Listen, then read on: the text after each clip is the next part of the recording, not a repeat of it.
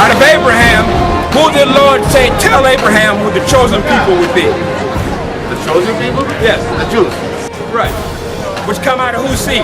I get one question. So, what you just said, according to the Bible, and with your knowledge, do you know who the real Jews are according to the Bible, and what color are they? I'm looking at them. That's right. That's it. There you go. Hallelujah. That's all I can say right there. We'll wrap that up. Very good.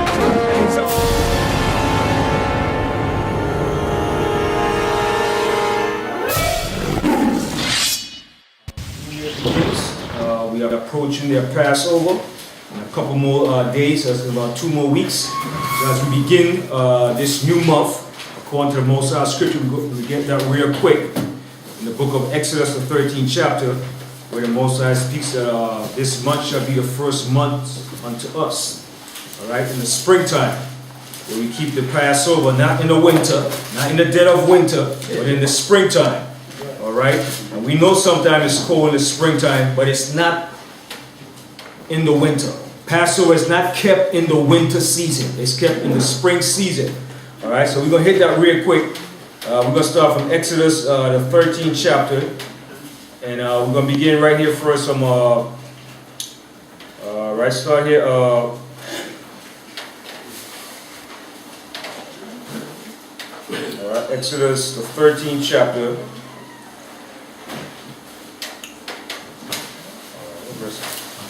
Exodus 13.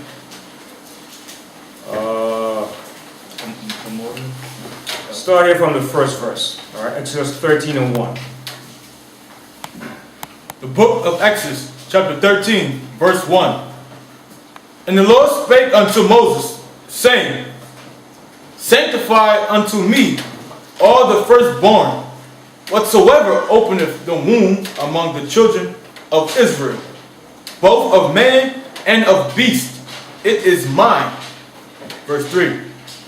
And Moses said unto the people, Remember this day in which ye came out from Egypt, out of the house of bondage. For by strength of hand the Lord brought you out from this place. Right, so it was the Most High's hand that did it. By the strength of the Most High, he brought us out of Egypt. Read on. There shall no leaven bread be eaten.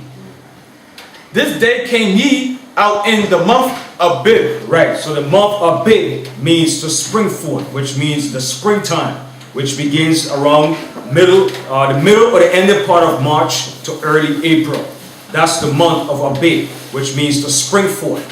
When the buds, the trees, the area of the corn begins to spring forth. That's the beginning of the spring, not in the winter season. All right. One more scripture, Exodus the 12th chapter. All right, Exodus the 12th chapter. All right, and we begin here from the 14th chapter. Exodus the 14th chapter.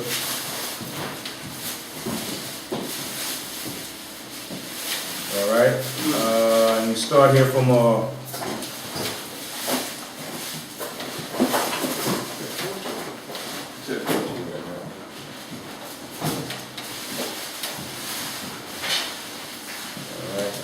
Read the first verse. Read the first verse. The book of Exodus, chapter 14, verse 1. And the Lord spake unto Moses, saying, Speak unto... I'm sorry. Exodus the 12th chapter. I'm sorry. That's my bad. Exodus the 12th chapter. Let's start from the first verse. Exodus 12 and 1. The book of Exodus, chapter 12, verse 1. And the Lord spake unto Moses and Aaron in the land of Egypt, saying, This month shall be unto you the beginning of months. So this month, the month of Bib, shall be unto us the beginning of months. All right? Not September. like the so-called Jews say, Rosh Hashanah. Rosh Hashanah is not the beginning of the months. All right? The beginning of the month is in the spring. All right? That's the beginning of months. All right? Read on.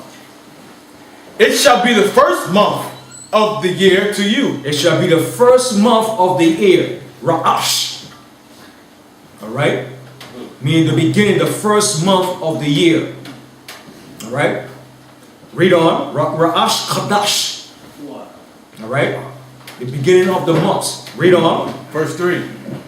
Speak ye unto all the congregation of Israel, saying, in the 10th day of this month they shall take to them every man a lamb, according to the house of their fathers, a lamb for an house. Verse 4. All right. So this was the beginning stage where the Passover began, from this month. 14 days after, all right? 14 days after you come and you have your Passover. So this was the preparation stage for the Passover. But we're not going to go into that tonight. That's just showing you, we're just showing you the beginning of where the months begin in the springtime. All right. But my subject I want to go over tonight was dealing with a subject about the Edomites that was ruling over Jerusalem, which were the Herods. All right. You had Edomites that was ruling over Jerusalem. All right. And many of them were kings over the land of Israel. All right. Rulers. And some of the Israelites had married into some of these families.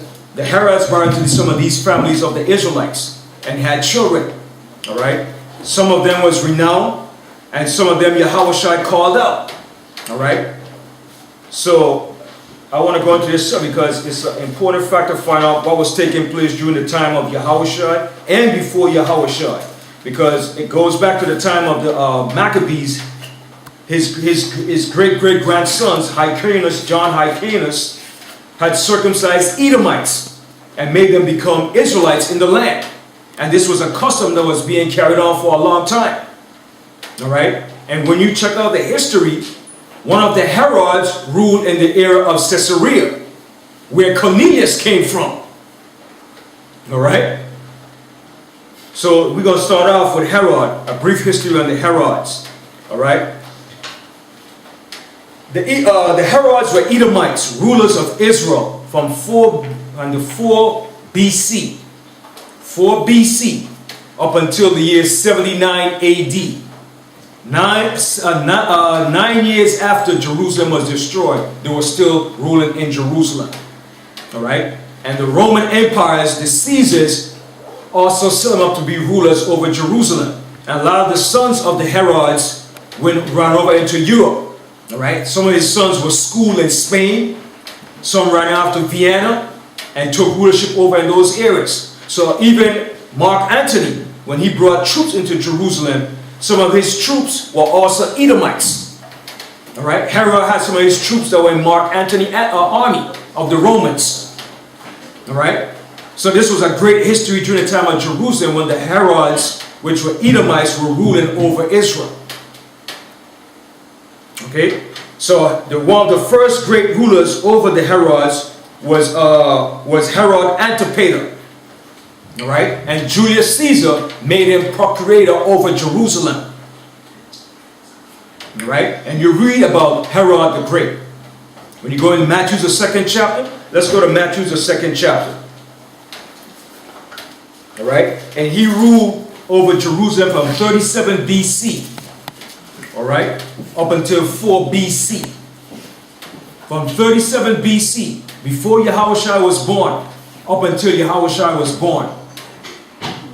In 4 BC, when that's the last of the Herod the Great that ruled over Jerusalem. Then his son took over. He had 3 sons that ruled eventually in Jerusalem. All right? So we're going to go to the first scripture. I'll name some of his sons. He had Archelaus. He had also Herod Antipas and Philip. You had many Antipas, Herod's Agrippas. You had Agrippa the first, the second, all right, and they're all throughout the scriptures. But let's go to Matthew the 2nd chapter. All right, Matthew the 2nd chapter, and we're going to begin here from. Let's start from the first verse. Matthew the 2nd chapter, and this was Herod the Great. that was ruling when Yahushua was born. Alright? So this is historical facts too. The Herods were ruling when Yahushua was born. Alright? And they also gave testimony or records of Yahushua being born and what took place. Alright? Matthew, the 2nd chapter, and start from the 1st verse. This is Matthew, chapter 2, verse 1. Now when Yahushua was born in Bethlehem of Judea. Where was Yahushua born? In Bethlehem of Judea. Alright? Bethlehem means the house of bread. So Yahushua was born in Bethlehem of Judea. Alright? Read on. Of Judea in the days of Herod the king. See? In the days of Herod the king, which is Herod the Great. Alright? This was an Edomite ruling in Jerusalem as king over Israelites. And you had Israelites that were conformed to the Herods. They're known as the Herodians. They were followers of the Herods, Uncle Toms. Alright? Read on. Days of Herod the king. Behold, there came wise men from the east to Jerusalem. So they came wise men. It didn't say how many. It said they came wise men from the east to Jerusalem. So what's east of Jerusalem? What country geographically is east of Jerusalem? Saudi Arabia. Saudi Arabia. Alright? That's the country that was east of Jerusalem. Alright? So these men came from that area, that region, from the east. Alright? East of Jerusalem. Alright? East of Jerusalem, when you look on the map.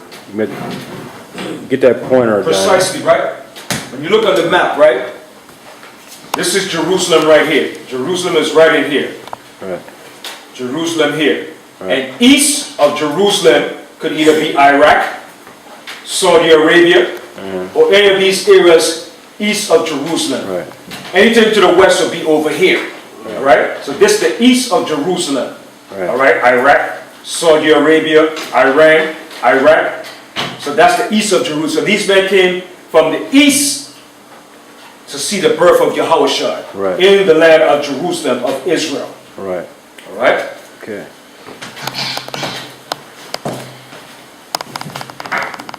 Alright, read on. Verse 2, saying, where is he that is born king of the Jews? So they knew this.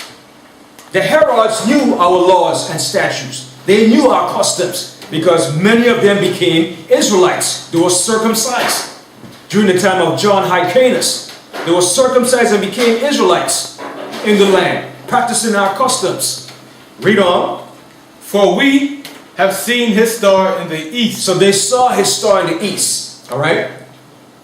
So they followed that star. And they knew when they saw that star that somebody of great magnitude or somebody famous was being born.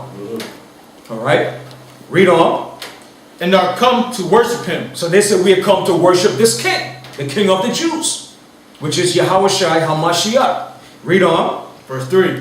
When Herod the king had heard these things, he was troubled. Right, so Herod the king, the Edomite, when he heard this, he was troubled. Who's this coming to worship this guy called the King Yahushua? I'm the king over the Jews. Ain't no other king besides me. So he was troubled. Like, what? Coming to worship you? Why are you not coming to worship me? That's the way he felt. Read on. And all Jerusalem with him. Verse 4. And when he had gathered all the chief priests and scribes of the people. When he had gathered all the chief priests, the scribes of the people, he went to the elders of our people, the learned men, to find out what was going on. Alright? Read on. And scribes of the people together, he demanded of them where Yahushua should be born.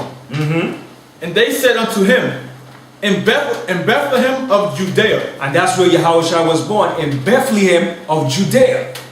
Read on. For thus it is written by the prophet, and thou Bethlehem in the land of Judah art not the least among the princes of Judah. For out of thee shall come a governor that shall rule my people Israel. That's Yahushua. He was going to be that ruler. Alright, read on. Verse 7. Then Herod, when he had privily called the wise men inquired of them diligently what time the star appeared. See? So he called them privately, inquired of them privately, secretly. He called them and said, listen, when did this star in the east appear, man? That you guys come to worship this guy called Yahushua. He was worried because the Herods knew that they were not the legitimate rulers over Israel. There were impostors ruling in Jerusalem over us as a nation of people. Read on. Verse 8. And he sent them to Bethlehem and said, go and search diligently for the young child. And when ye have found him, bring me word again, that I may come and worship him also. But he didn't want to worship Yahushua. He wanted to kill him, get rid of him. Yes. Like they want to do to all of us today. If they could destroy us, that would be the best thing on their agenda.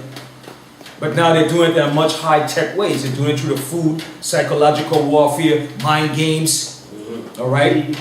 Propaganda through the television, the media, all right? Through the music, rap music, all right?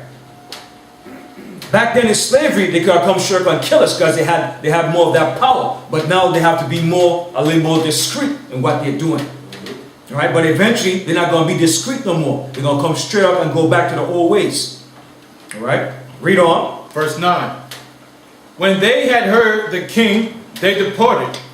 And lo, the star, which they saw in the east, went before them, till it came and stood over where the young child was. Verse 10. When they saw the star, they rejoiced with exceeding great joy. And when they were come into the house, they saw the young child with Mary, his mother, and fell down and worshipped him. And when they had opened their treasures, they presented unto him gifts, gold, and frankincense, and myrrh. And this way everybody get the idea that it was 3 wise men because they presented these 3 gifts. But these 3 gifts could have been in abundance. All right? Doesn't mean it was just three men brought 3 gifts. But this was the main source of treasure and gifts that they brought for him. All right? Read on. Verse 12. And being warned of Yahweh in a dream that they should not return to Herod, they departed into their own country another way. Right. And you notice throughout the history, Esau or the scholars never really mentioned who these Herods were. They never really stressed the point who they were. But they were Edomites ruling in Jerusalem over the Most High's people. All right? Read on. Verse 13. And when they were departed, behold, the angel of the Most High appeared to Joseph in a dream, saying, arise, and take the young child and his mother, and flee into Egypt. Now, I want to ask this question. It's also twofold. Why did Joseph and Mary flee into Egypt?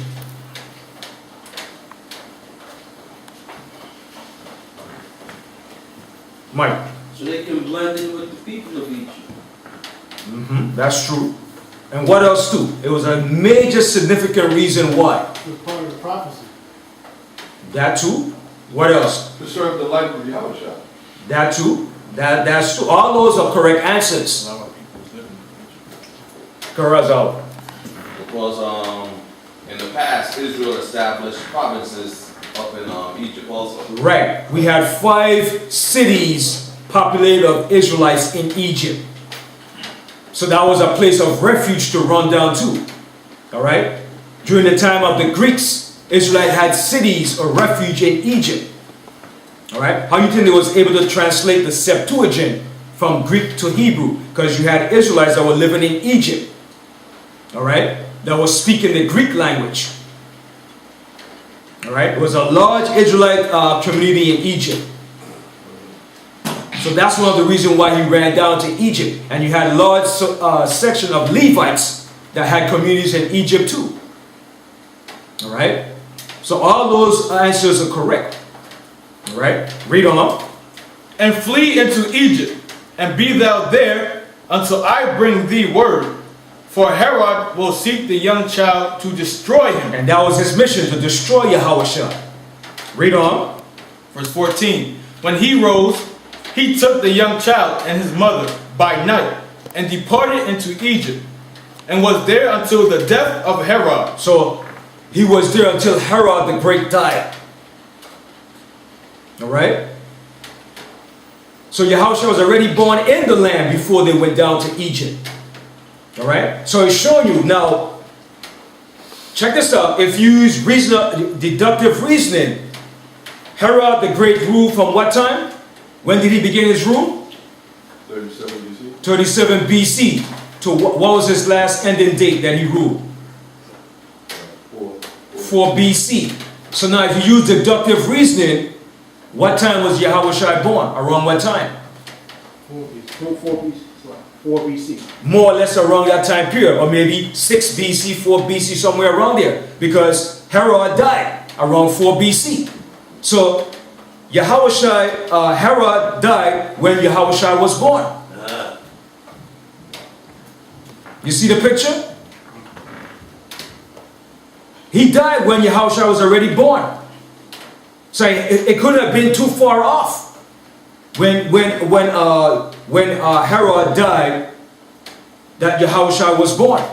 It was about a year or two before. It probably been maybe a year or two between the process of being. Yeah, that's why he sent the children, the Roman soldiers, to go kill the children Right, from 2 years and under. Right. So it's showing you it wasn't a large gap between. No. Because Herod died, the Great died in 4 BC. Right. So Yahushua had to have been born somewhere around that period Yeah. before he died. So how the historians gonna say, we don't know when he was born? Come on. But you know when Alexander the Greek was born? Yeah. Doesn't it say somewhere in the scriptures that Yahushua stayed in Egypt for 3 years? And then he came back after Herod was dead? It doesn't specify the date, but from reading you can see the deductive reasoning that he was there for a short space of time. All right? It doesn't say exactly. It doesn't say how long he was in Egypt, but Upon reading the scripture, you see it wasn't a long time. Yeah. It was a short time. All right? Because when he came back to Jerusalem, he was still a child. He wasn't 12 at that time when he came back. All right? Because at 12, he was in Jerusalem teaching in the temple when his parents was looking for him. So he came back probably, maybe outside, my guess, probably when he was 5 or 6 years, or maybe younger. Who knows? All right? That's just my guess. But he was still young when he came back in Jerusalem. All right? Continue reading that verse. So Herod the Great died in 4 BC. And Yahushua was already born. All right? Read on.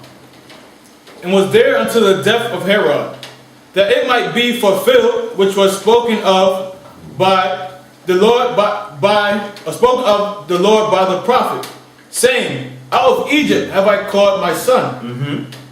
Then Herod, when he saw that he was mocked of the wise men, was exceeding wroth, and sent forth and slew all the children that were in Bethlehem, and in all the coast thereof, from 2 years old and under. See, from 2 years old and under, he was killing. And you know he killed a lot of them. Killed a lot of Israelites' babies. All right? And you know it was mainly the male seed, the male child. All right? Read on. According to the time which he had diligently inquired of the wise men.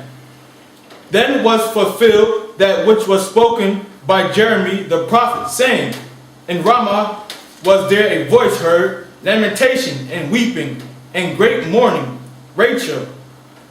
Raquel weeping for her children, and would not be comforted, because they are not. But when Herod was dead, behold, an angel of the Lord appeared in a dream to Joseph in Egypt, saying, arise and take the young child and his mother, and go into the land of Israel, for they are dead which sought the young child's life. So Herod was dead. All right? So when he died, his son took over. All right? So they passed on the legacy and the lineage to a rulership. All right? Read on. Verse 21. And he arose and took the young child and his mother, and came into the land of Israel. But when he heard that Archelaus did reign in Judea. This is Herod's son. This is his firstborn son, Archelaus, another Herod ruling in Jerusalem.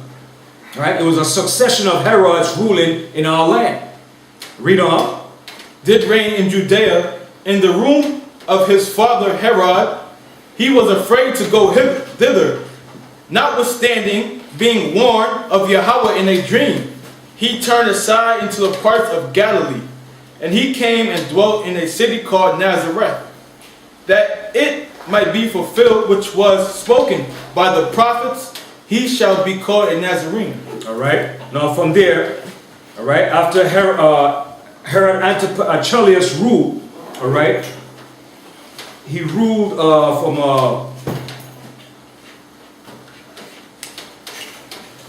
he ruled over Galilee and Berea, all right, from 4 BC up until AD 39, after the death of Yahushua. 9 years after the death of Yahushua. I should say what, maybe 6 years, within 6 years after the death of Yahushua. All right? So it's going to give you, I'm going to give you all the Herods that ruled during that era. All right? The date and the association that they had with certain Israelites and with Yahushua. All right? Now, Herod Antipas, he ruled after his brother. All right? And he ruled from 4 BC to AD 39. All right? And he was the one that killed John the Baptist. All right? Herod Antipas. He was the one that killed John, had him beheaded. And you read about that in Matthew the 4th chapter. All right? Let's go to that. Matthew the 4th chapter. And this is also the same one that Yahushua called a fox. Called what? A fox. F-O-X. A fox. But let's go to that one first. Let's go to Luke the 13th chapter. Luke the 13th chapter.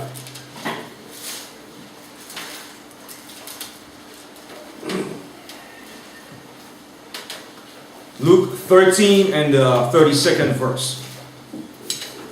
Luke chapter 13, verse 32. Actually, start from the 30th verse. Luke chapter 13, verse 30. Luke chapter 13, verse 30. And behold, there are last which shall be first, and there are first which shall be last. The same day there came certain of the Pharisees, saying unto him, Get thee out, and depart hence, for Herod will kill thee. So it is saying, for Herod will kill thee. Which Herod was this? This was Herod Antipas, the same one that beheaded John the Baptist. They said, yo, get out the town, man. This Edomite is going to kill you. But just check out how shall I respond. Go ahead. Verse 32.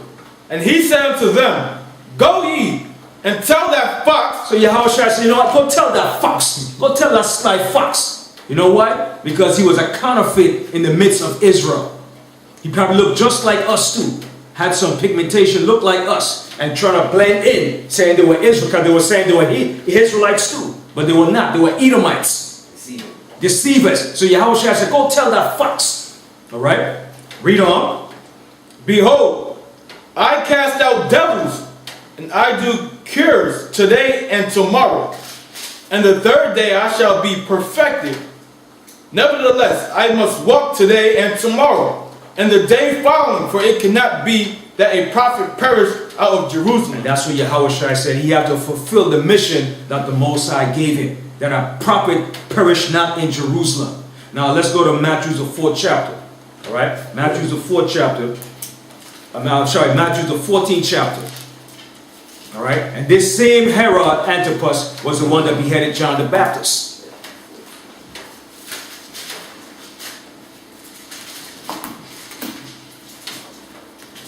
All right, start from the first verse. Matthew chapter 14, verse 1. And that time Herod the Tetrarch heard of the fame of Yahushua, and said unto his servants, This is John the Baptist. So now he said, wait a minute, this got to be John the Baptist now. So he's worried now. He said, this got to be John the Baptist. He's back. All right, read on. He is risen from the dead. So how did he know about this? How did this Herod know about resurrection from the dead?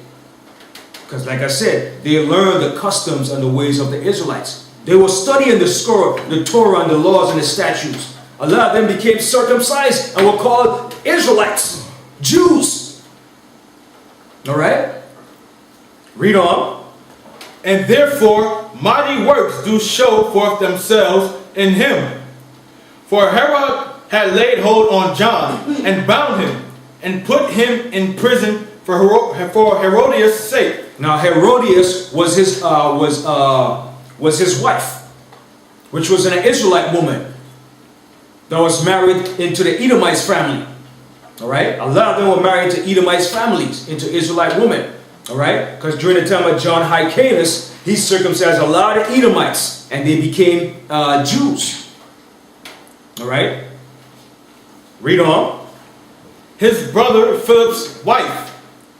For John said unto him, it is not lawful for thee to have her. Right, because he wanted to take his brother's wife. All right, they probably were wife swapping and doing all that wicked stuff. All right, read on. Verse 5. And when he would have put him to death, he feared the multitude, because they counted him as a prophet. Right, everybody knew John the Baptist was a prophet. The Pharisees, the Sadducees, the scribes, they all knew John the Baptist was a prophet. And they feared John the Baptist. All right, even Herod feared him too. All right, read on. Verse 6.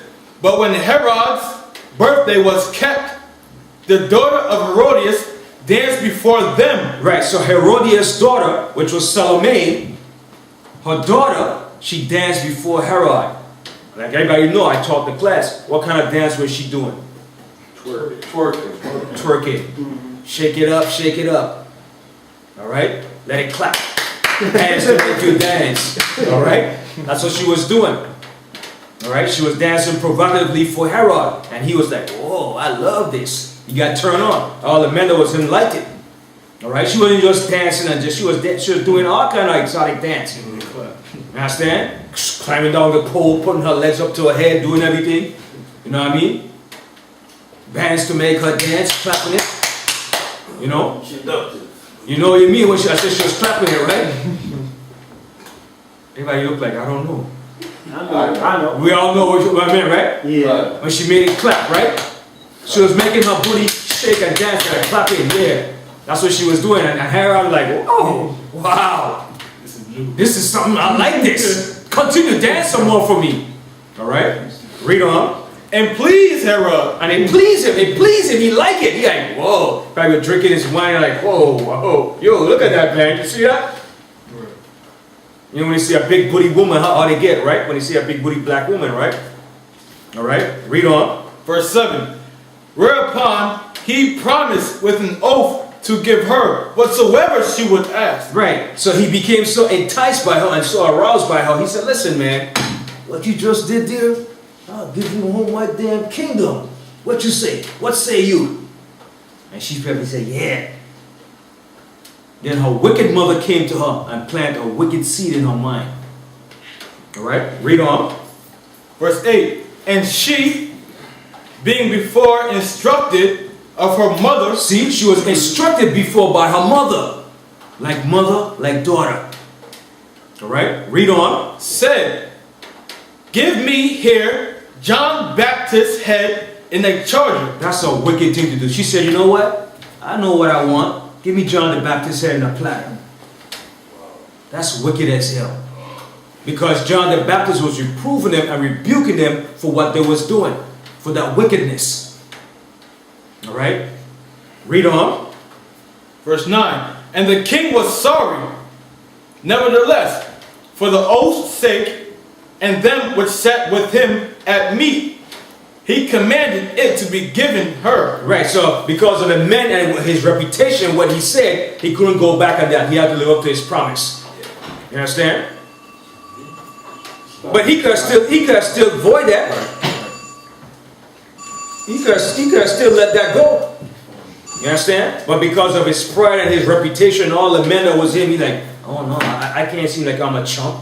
I have to go along with this now. All right, read on. Verse 10. And he sent and beheaded John in the prison. That's a cold deal, man. He sent and beheaded John the Baptist in the prison. Can you imagine that, man? Chop a prophet head off, man. All right, read on. And his head was brought in a charger and given to the damsel, and she brought it to her mother. And she brought the head to her mother. Here, mother, here's the head of that prophet that rebuked us, that chastised us about what we did. That's a wicked thing. So you know they have a heavy price to pay, boy. A heavy price, man. All right, read on. Verse 12. And his disciples came and took up the body and buried it and went and told Yahushua. Right. So the disciples came and buried John the Baptist. All right. Took up the body. That's a sorrowful thing that happened there, man. All right. Now from there, let's go to Herod Agrippa. This is Herod Agrippa the first. All right. It was a whole line of Herods, man. It was a lot of them. All right. Herod Agrippa the first. He was a grandson of Herod the Great, and he ruled from AD 41 to AD 44. Herod Agrippa. Herod Agrippa. Herod Agrippa the first. All right? And he killed the disciple James. All right? Let's go to Acts the 12th chapter. Acts 12 and 1.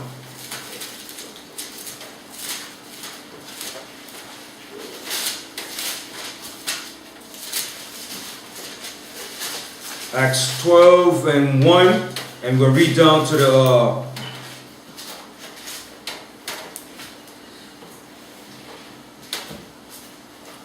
Okay, start from the first verse here. Acts chapter 12, verse 1. Now, about that time, Herod the king stretched forth his hands to vex certain of the church. So remember, this is Herod Agrippa the first. All right, the grandson of Herod the Great. All right, Herod Agrippa the first, the grandson of Herod the Great. All right, read on. Verse 2. And he killed James, the brother of John, with the sword. So he killed James, the disciple. He killed him with the sword. All right, read on. Verse 3. And because he saw it pleased the Jews, he proceeded further to take Peter also. He wanted to catch Peter, but he didn't kill Peter. All right, he wanted to get Peter too. All right, read on. Then were the days of unleavened bread. Which was what? What was it? The Passover. All right, read on. And when he had apprehended him, he put him in prison and delivered him to the 4 quaternions of soldiers to keep him, intending after Easter to bring him forth. Stop right there. Not so fast. Not so fast. Intending after Easter. That wasn't the original word was there. Right. That word was put in there deliberately. Right. All right, because we weren't keeping no Easter. All right, it's supposed to be the Passover. Right. Because it tells you up right above here, it was the Feast of Unleavened Bread. Right. But they slip in that nonsense Easter because that's something they was doing back then, the Romans. All right? Yeah. It's like, I want to ask you something about that. I come across that precept, and wasn't Herod a wicked king? Yes. And they were celebrating, wasn't they celebrating that Babylonian? Yes, they were doing that too. Right. And they were forcing that upon the Israelites too. Because that Easter came from Babylon. Right. Because remember too, you had Israelites that were into Greek customs too. They were heavy into Greek customs, man. They became more Greeks than the Greeks. All right? Deep into Greek custom, man. Wearing the hat, not getting circumcised. They were deeply corrupt into that Greek custom, man. Pagan as hell, man. All right? So they were forcing it upon these Israelites here to keep that nonsense. All right? But they slipped the word in their Easter, which should not have been their Easter. All right? Because it's telling you what it was. It was the Passover. All right? Showing you the same old custom that were back then is being done again here today.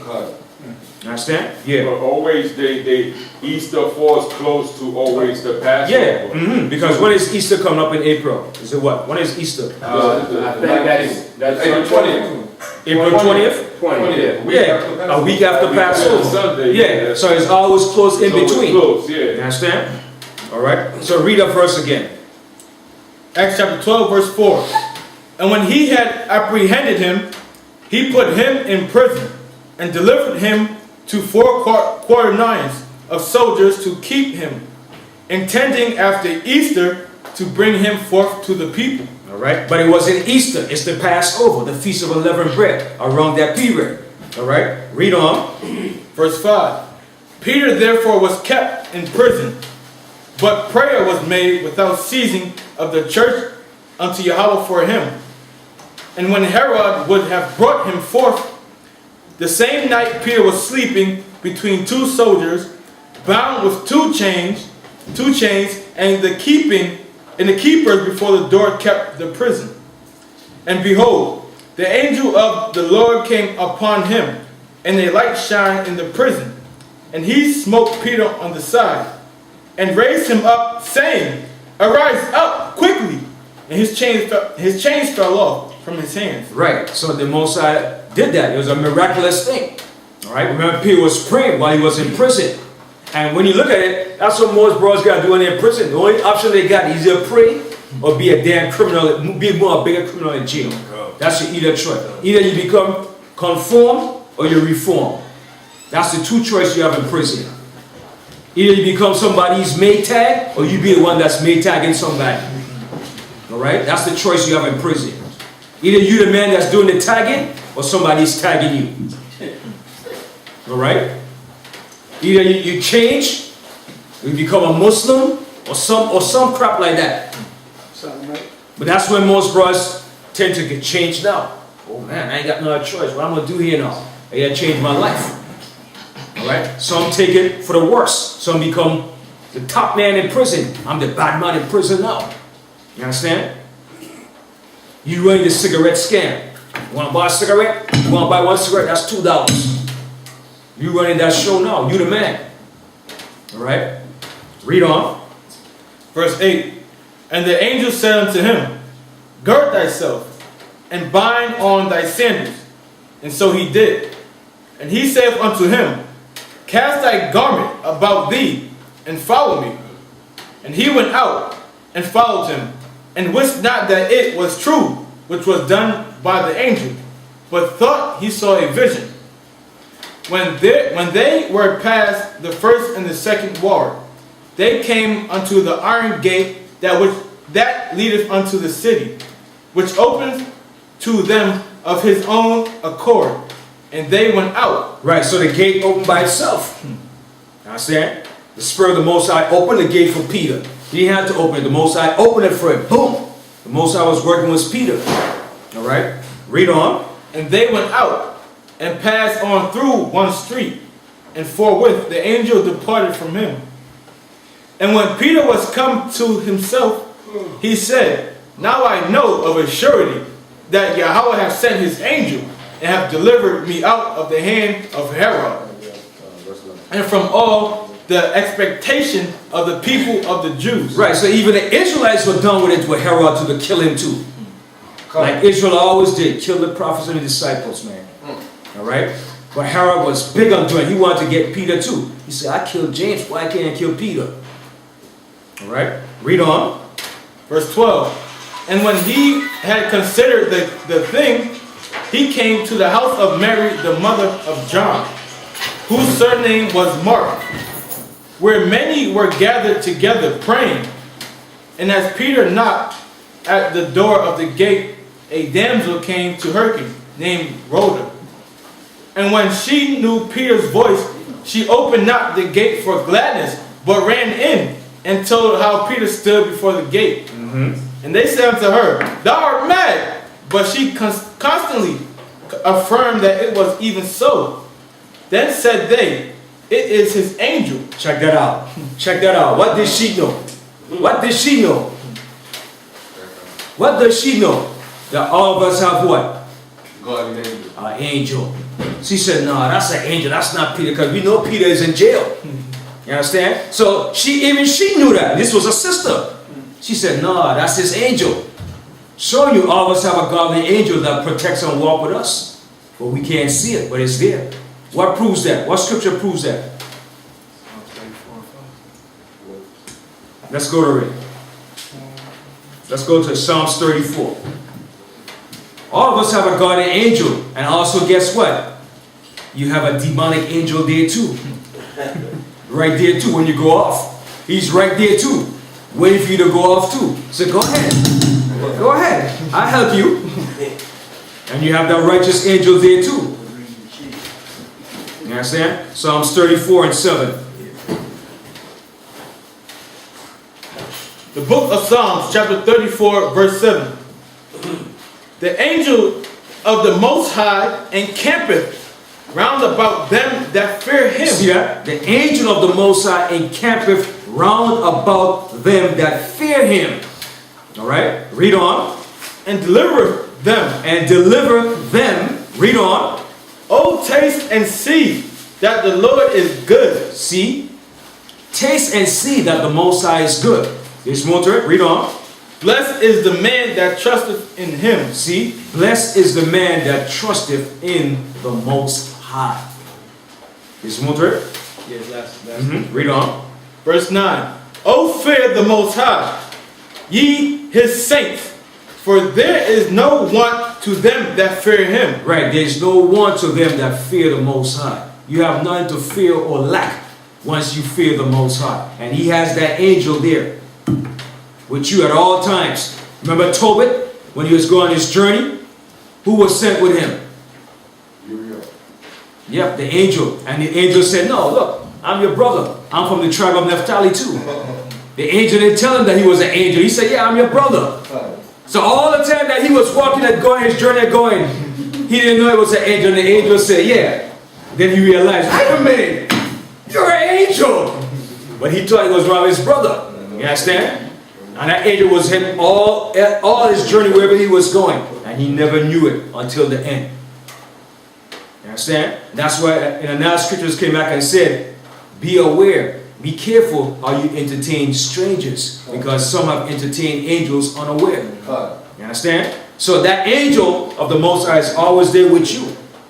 You understand? But we can't see him, but he's there. The Most High got that protective angel. Alright?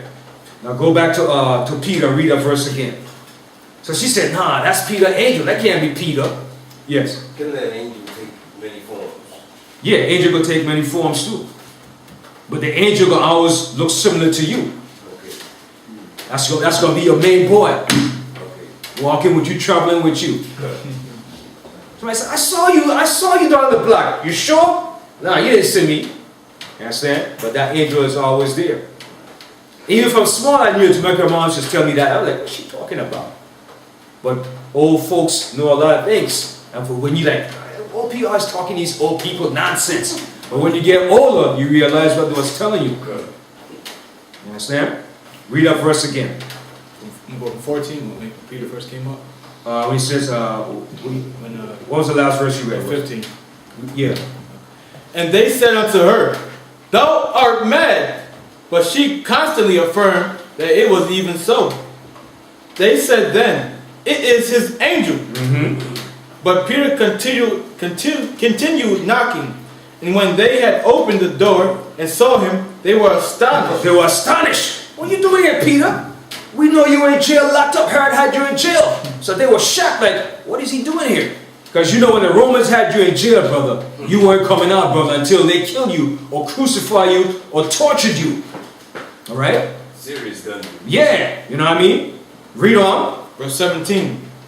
But he, beckoning unto them with the hand to hold their peace, declare unto them how Yahweh hath brought him out of the prison. And he said, go show these things unto James and to the brethren. And he departed and went into another place. Now as soon as it was day, there was no small stir among the soldiers, what was become of Peter. And when Herod had sought for him and found him not, he examined the keepers and commanded that they should be put to death. He said, you know what? You guys gotta die. You slept on your job. You weren't doing your job. You're slacking. You have to be killed. All right? Read on. And he went down from Judea to Caesarea. Where he went? To Judea to Caesarea. Where was Caesarea? What was Caesarea in the land of Jerusalem? It was a Roman military outpost. That's where Cornelius came from that region. And Herod was ruling over that region. called Caesarea. All right, read on. And there abode, verse 20. And Herod was highly displeased with them of Tyre and Sidon. But they came with one accord to him, and having made Blastus the king's chamberlain their friend, desired peace, because their country was nourished by the king's country. And upon a set day, Herod, arrayed in royal apparel, sat upon his throne and made an oration unto them. And the people gave a shout, saying, It is the voice of a god. So now he was boasting and he was praising him as a god. Oh, Herod has to be a great man. So they started giving props. All right, read on. And not of a man. Immediately the angel of Yahweh smote him, because he gave not glory, because he gave not Yahweh the glory, and he was eaten of worms and gave up the ghost. So the Most High allowed him to be put to death right there. The worms bust out of him and everything. All right, because he was boasting that it was him. All right, read on. Verse 24. But the word of Yahweh grew and multiplied, and Barnabas and Saul returned from Jerusalem when they had fulfilled their ministry, and took with them John, whose surname was Mark. All right, now from there we're going to read about the next Herod Agrippa II. All right, this was his brother. All right, let's go to he ruled from 53 AD to 70 AD, the year that Jerusalem was destroyed. So he was a witness to Jerusalem being destroyed. All right, and Paul met with him. All right, Paul spoke with him. I had discourse with him. All right, let's go to Acts the 25th chapter. Acts 25. And start from the 13th verse. Acts 25. I tell you what,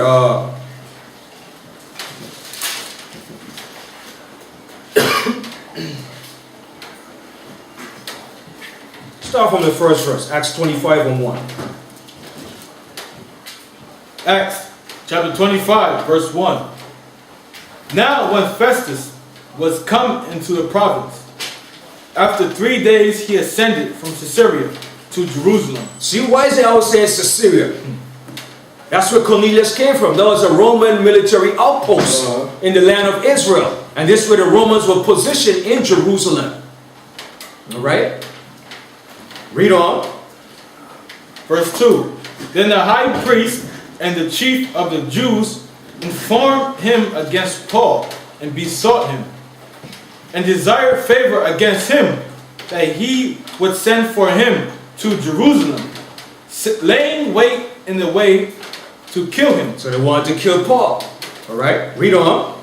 Verse 4. But Festus answered that Paul should be kept at Caesarea, and that he himself would depart shortly thither.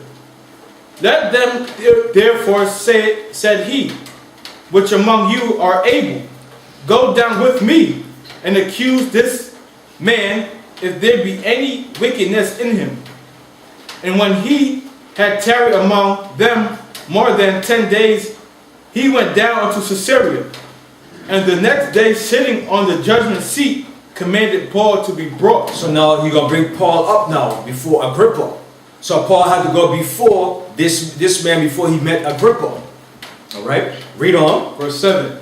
And when he was come, the Jews which came down from Jerusalem stood round about, and laid many and grievous complaints against Paul, which they could not prove. Right, so they brought all kind of scandalous report, false testimony against Paul. Now these were Israelites that came from Jerusalem.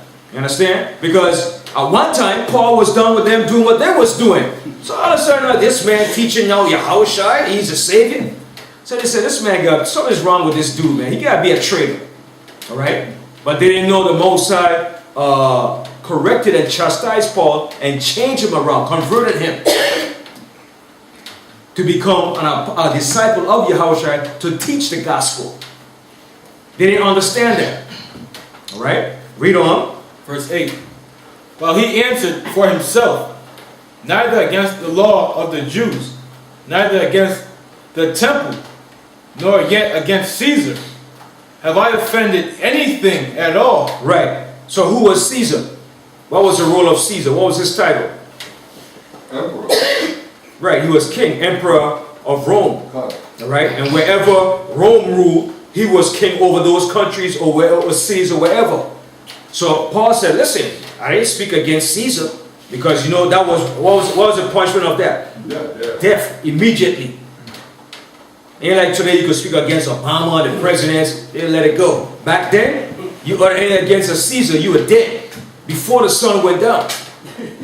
All right, and they were vicious. The Romans were vicious when they came to executing Israelites, man. All right, read on. Verse 9. But Festus, willing to do the Jews a pleasure, answered Paul and said, Wilt thou go up to Jerusalem, and there be judge of these things before me?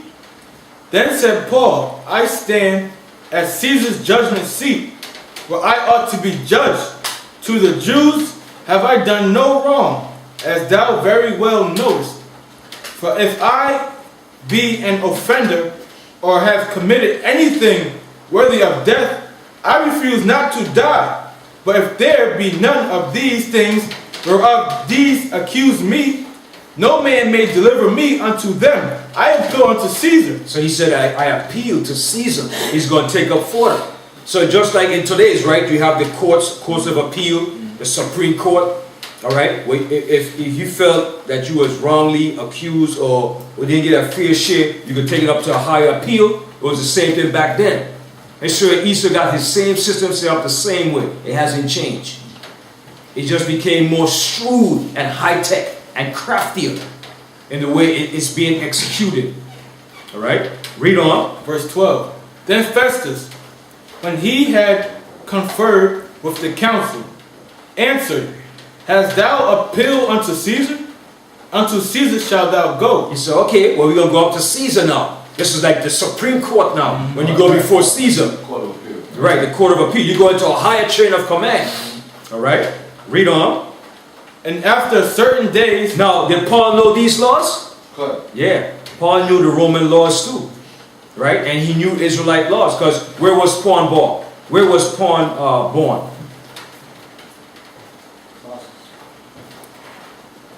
Let's get in the scripture.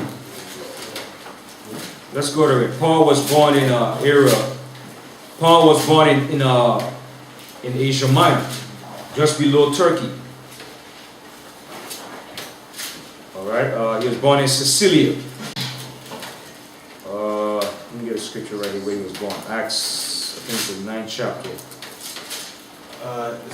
Acts 22 and 3. 23. 22 and 3. Read it. 22 and 3. Yeah. We'll read from 2.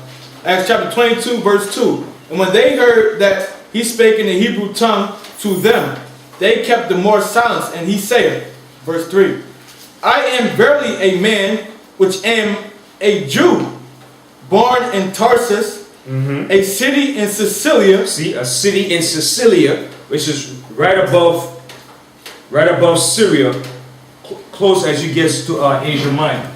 All right, Tarsus. All right, it was right up in here, close to Turkey, right between the borders of Turkey and Syria. All right, so he was born here in Tarsus. All right, and all these were Roman provinces when the Romans ruled. This is Turkey here, which was called Asia Minor, and this is Syria here. And he was born right here in this area here called Tarsus of Sicilia, which was a Roman province. All right, and anybody that was born in these regions here will automatically became Roman citizens. Just like if you're born in America and you're under an American jurisdiction, you automatically become an American citizen. Okay, what country your parents came from?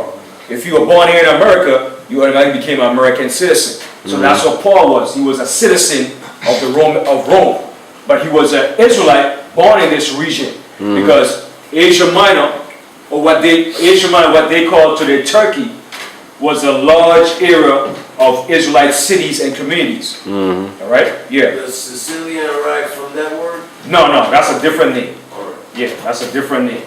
All right, Sicily will be over here in Italy, around this area here. Okay.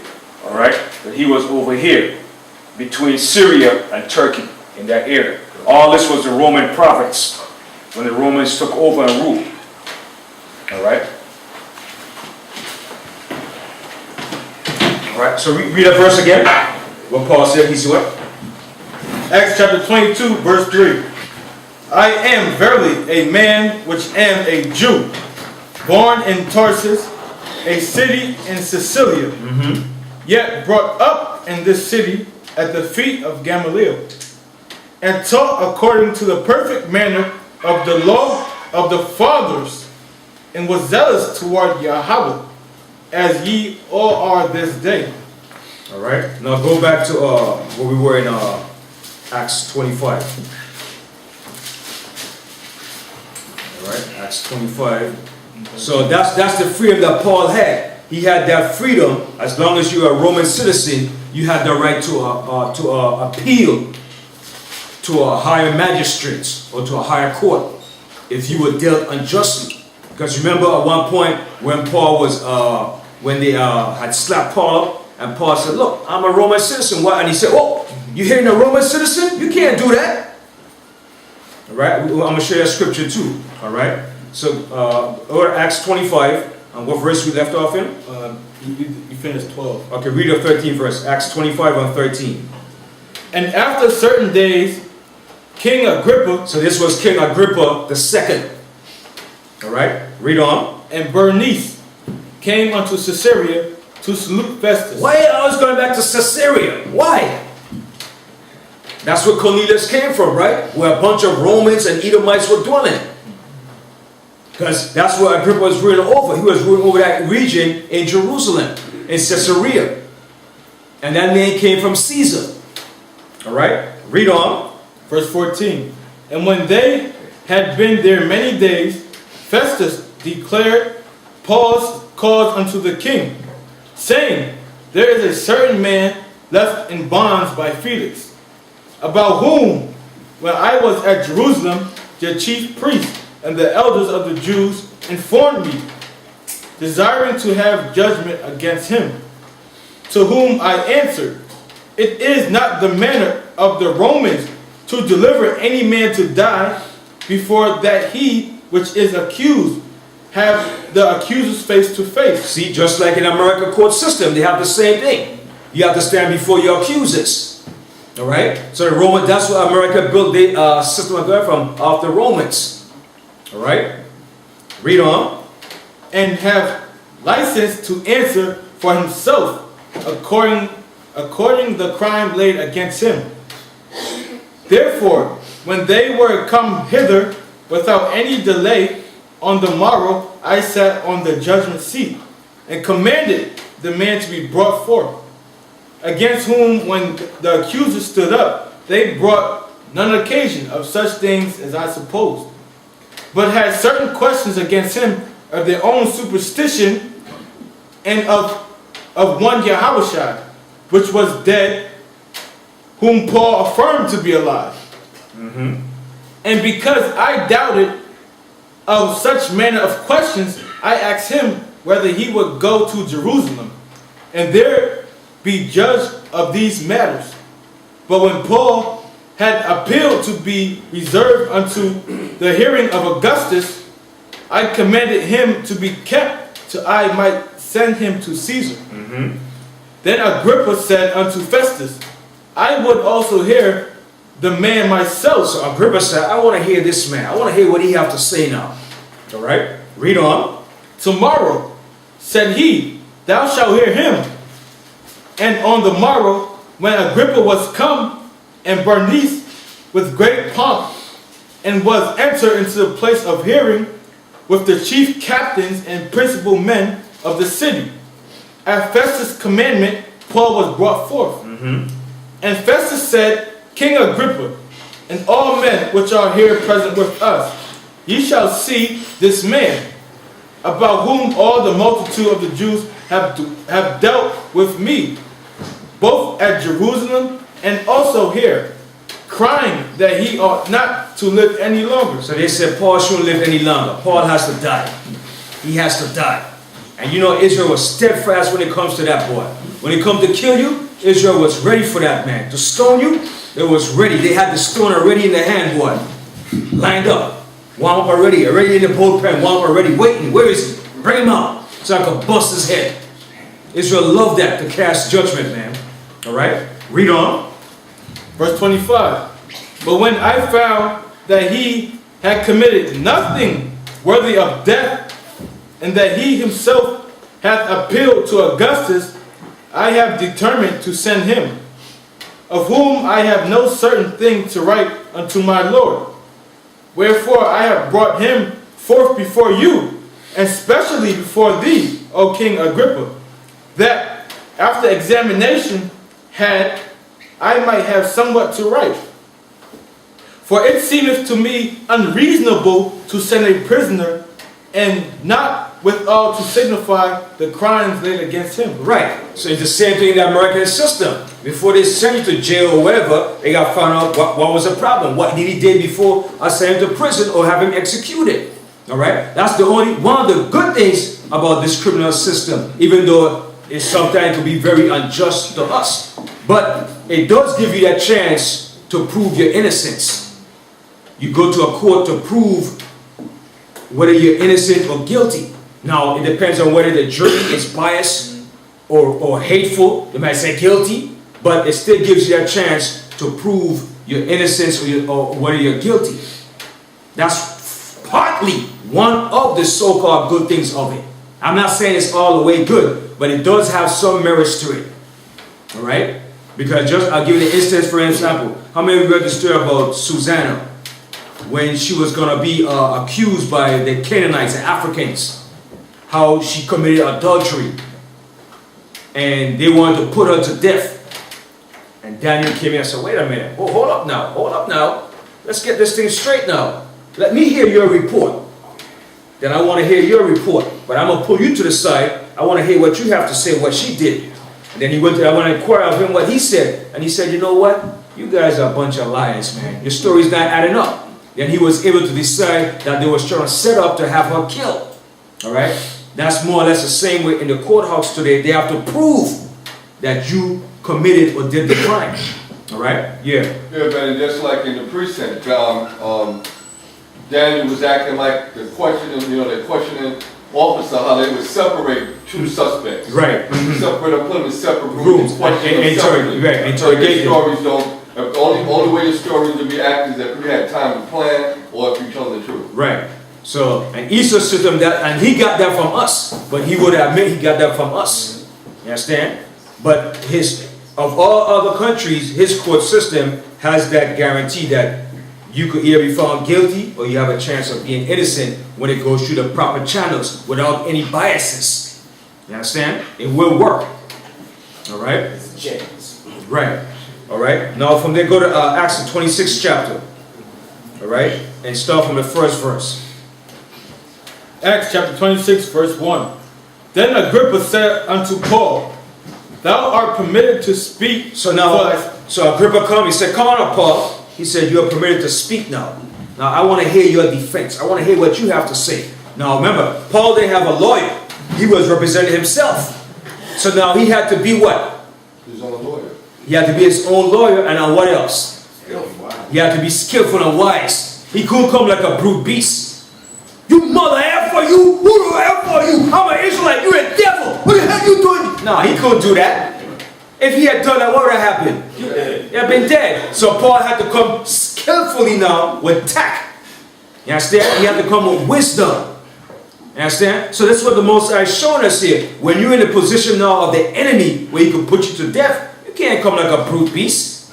You got to use wisdom. Yeah. Paul was a lawyer anyway. Right, Paul was a lawyer. And it tells you in 16 that he had to be licensed. Right, but we're going to read about that. That's what I'm showing you. We're going to show you the skill of Paul. Paul was, of all the disciples, Paul was the most skillfulest of all.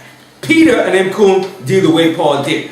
Because Peter was just a regular man. All he knew was the regular Hebrew, and that's it. Even though he had the spiritual understanding, he didn't have the know-hows and the knowledge as Paul did. Paul was learned in the Roman way of life, culture.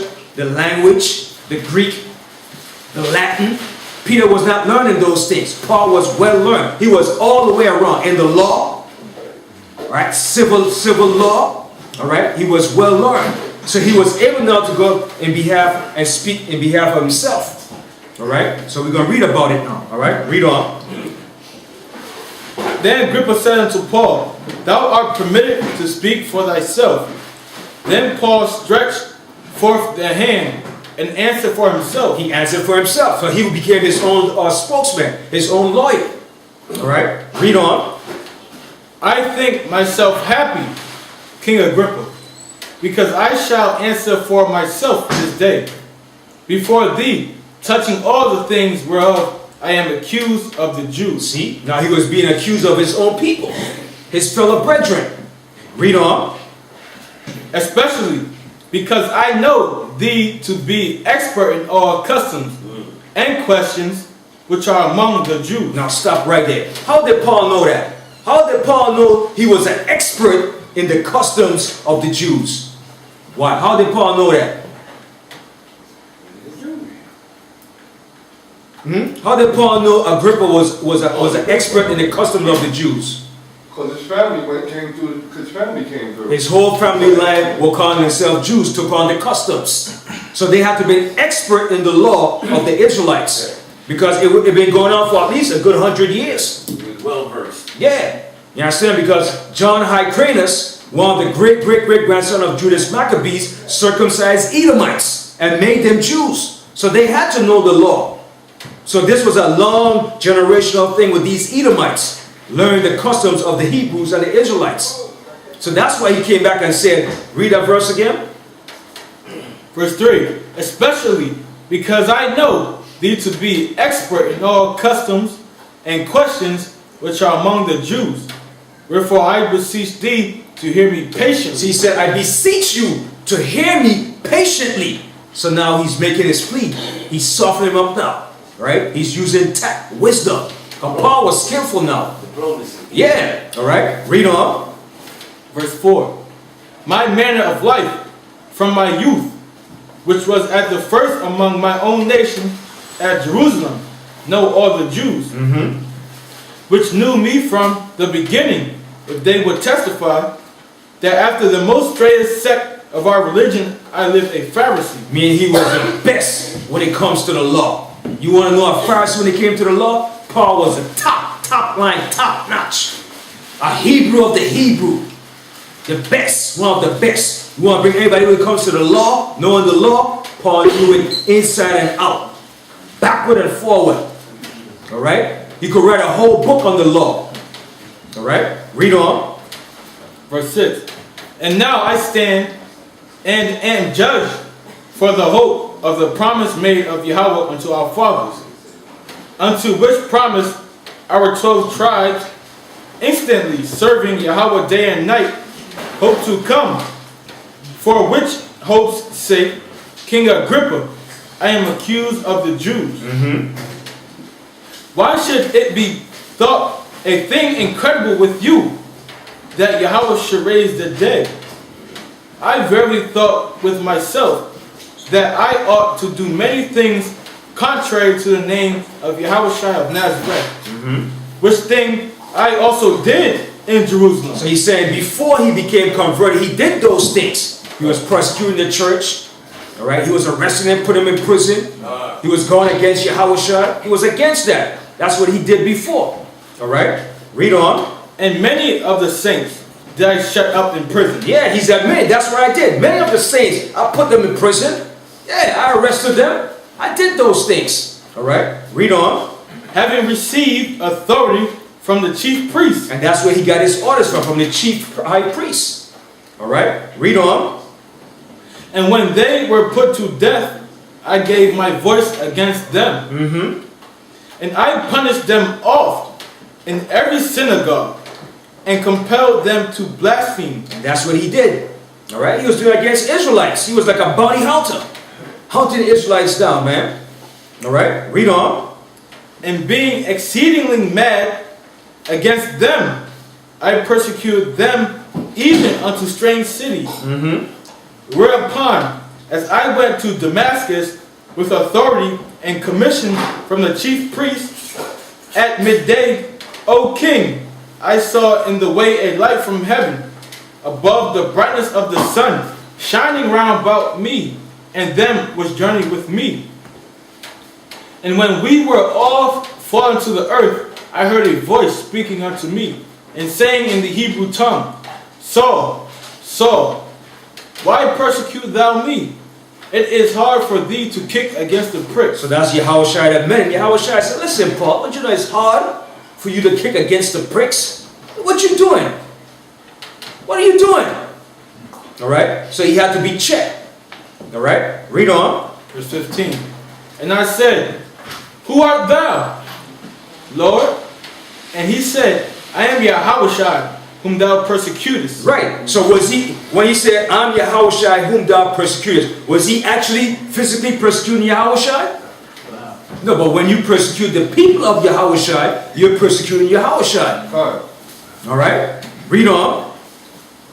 But rise and stand upon thy feet, for I have appeared unto thee for this purpose, to make thee a minister and a witness both of these things which thou hast seen, and of these things in the which I will appear unto thee, delivering thee from the people and from the Gentiles, unto whom now I send thee, to open their eyes and to turn them from darkness to light, and from the power of Satan unto Yahweh, that they may receive forgiveness of sins and inheritance among them which are sanctified by faith that is in me.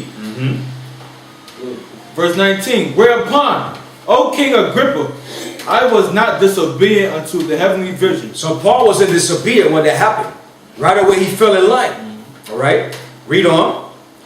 But showed first unto them of Damascus and at Jerusalem and throughout all the coast of Judea, and then to the Gentiles, that they should repent and turn to Yahweh, and do works meet for repentance. For these causes the Jews caught me in the temple, and went about to kill me. Having therefore obtained help of Yahweh, I continue unto this day, witnessing both to small and great, saying none other things than those which the prophets and Moses did say should come. That Yahushua should suffer, and that he should be the first that should rise from the dead, and should show light unto the people and to the Gentiles. And as he thus spake for himself, Festus said with a loud voice, Paul, thou art beside thyself. So he said, man, Paul, you're beside yourself, man. You talk a lot, Paul. Wow. Wow, Paul. All right? So he was like, wow, I'm being convinced by you talking, Paul. All right? Read on. Much learning doth make thee mad. He said, man, much learning make you mad, man. Like, wait a minute, man. This is too much learning. All right? Read on. But he said, I am not mad, most noble Festus, but speak for the words of truth and soberness. For the king knoweth of these things, before whom also I speak freely. For I am persuaded that none of these things are hidden from him. For this thing was not done in a corner. King Agrippa, believest thou the prophets? So now here Paul came back and said, King Agrippa, believe the prophets? He said, do you believe the prophets, King Agrippa? All right, read on. I know that thou believest. So Paul said, I know you believe. I know you believe. So Paul put him on the hot seat. All right, read on. Then Agrippa said unto Paul, almost thou persuadest me to be a Christian. Check that out. He said, man, Paul, you almost persuaded me to be a Christian. Check that out. Even he had to admit, I said, man, Paul, you almost persuaded me to be a Christian. He's going in. All right? Paul was going into him so smoothly. All right? Read on. Verse 29. And Paul said, I went to Yahweh, that not only thou, but also all that hear me this day, were both almost and altogether such as I am, except these bonds. Was Paul joking when he said that? No. No, he was dead serious. He was dead serious. Because why would he mention the Most High name? If he mentioned the Most High name, he would be swearing a false oath. You understand? Yeah. And the good thing about it is Paul is defending himself and defending the faith and converting people. Right, I convert them at the same time. I convert at the same time. All right? So Paul had, he like, wow, Paul, you almost persuade me to be a Christian. To believe in Yahweh. Yeah. He said, yeah, I wish you would. All right? Read on. Verse 30. And when he had thus spoken, the king rose up, and the governor and Bernice, and they that sat with them.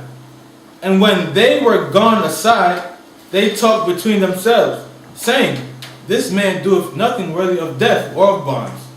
Then said Agrippa unto Festus, This man might have been set at liberty if he had not appealed unto Caesar. See what Agrippa said? Agrippa said, if he didn't appeal to Caesar, they'll never let him go at liberty. Right. So that's what is that showing you? That even when you're right, and you know you're right, you have to stand and defend when you're right. Alright? Even when you go to Esau court cases too, you're right, you have to fight it. Don't just say, okay, I'm guilty and that's it. Somebody you gotta fight that thing, take it to the higher courts, man. And not cop out. Right, don't cop out so easy, man. Right? But you have to know his law too. If you don't know his law, you get jammed up in the system. That's right. But Paul studied and he knew those laws. That's why he was able to fight and take it to a higher appeal to Caesar. Alright? Now, before the food is here, right? Yeah. He did it with integrity and not. Right. Right, not like a brute beast. He didn't go like a brute beast. Alright? Right. He used tact and he kept his composure. Alright? He didn't lose control and act like a nigger. Alright? Because if he had acted like a nigger, right there he'd been put to death. So the Most High shown us at times when we're in that position, we have to use proper wisdom and proper temperament. Right? You can't be a beast in every situation. Being beastly will get you in trouble. Alright? You have to use wisdom, tact. Right, you can't let your emotions overcome you. And Paul kept his emotion intact right here. He didn't use no emotions. Alright? He even called him King Agrippa. He didn't say, you damn devil, you. He said, no, King Agrippa. He appeased to his emotion. You understand? So that's what the Most High shows us. We have to use wisdom. Let wisdom go before everything that we do. Alright? Yeah, we know the man is a devil. Something, but you have to hold your peace and use wisdom. Let the Spirit of the Most High go before you. And then He will overcome all your battles. Alright? So one more, I'm going to get Acts 21, and then we're going to close out. Alright, Acts 21.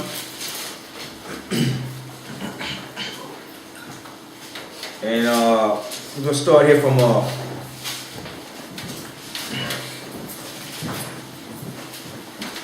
Acts 21 and start from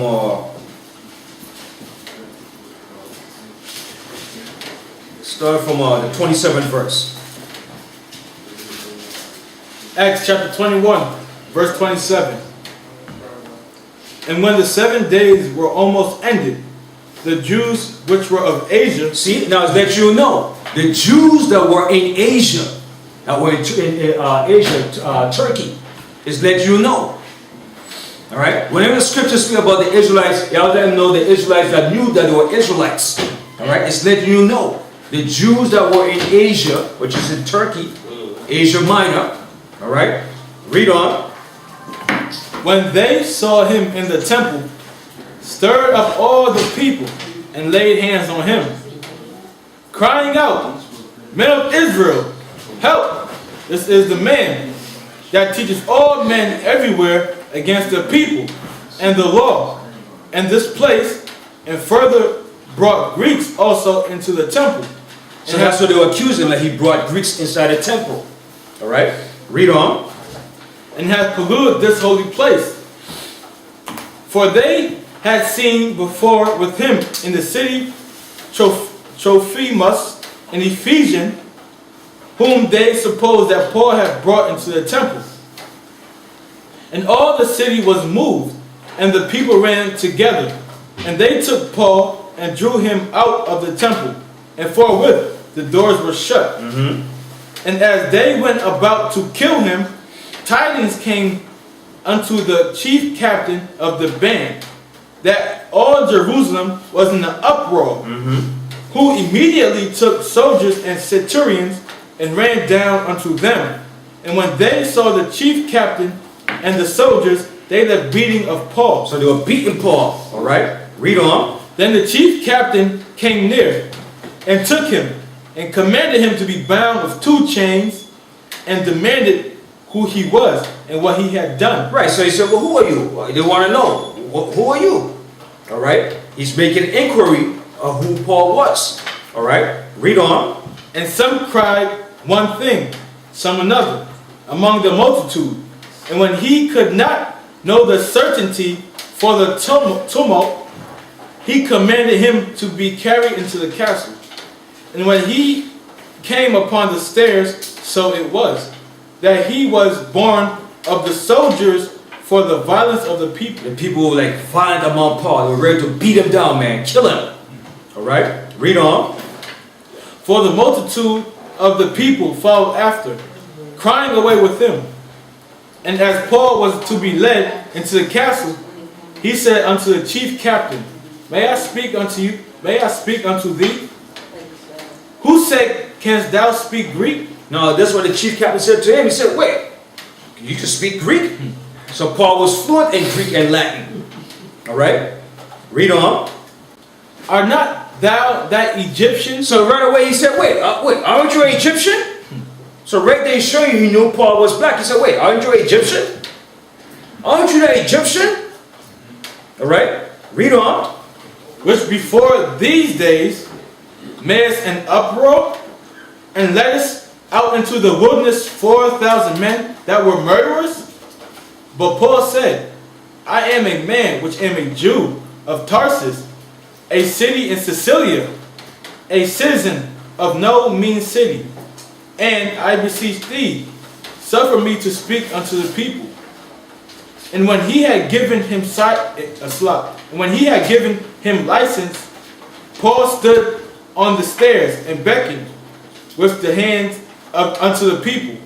And when there was made a great silence, he spake unto them in the Hebrew tongue, saying. So when he spoke to them in the Hebrew tongue, they were shocked, like, huh? What, he's an Israelite? Mesmerized. Yeah, they was mesmerized. So Paul, he spoke Greek and he spoke the Hebrew. And he spoke the Hebrew fluently too. He spoke the Greek fluently. He spoke the Latin fluently too. All right?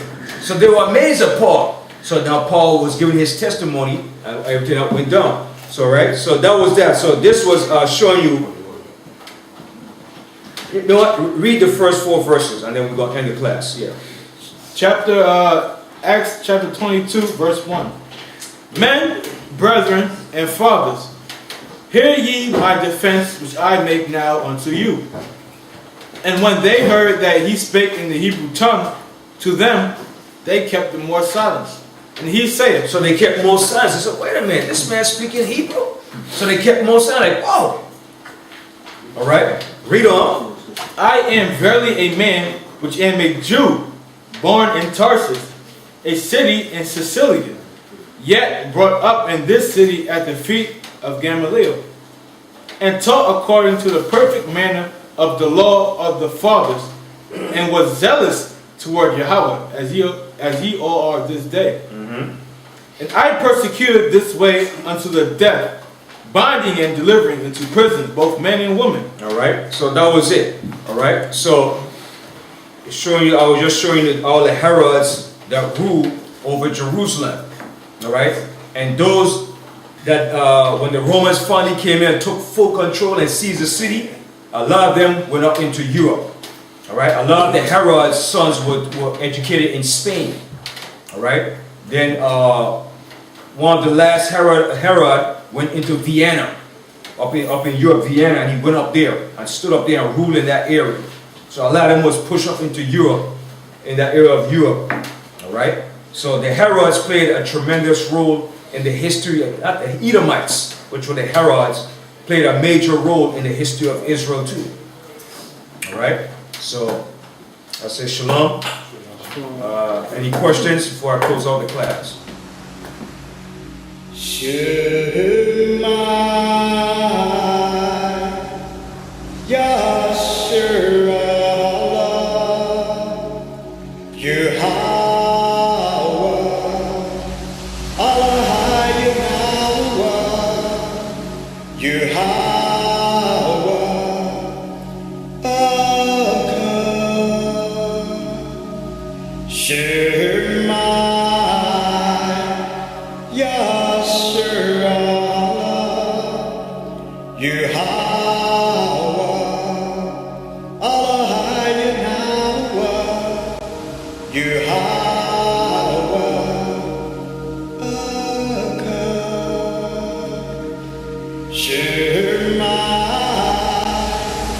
Hear,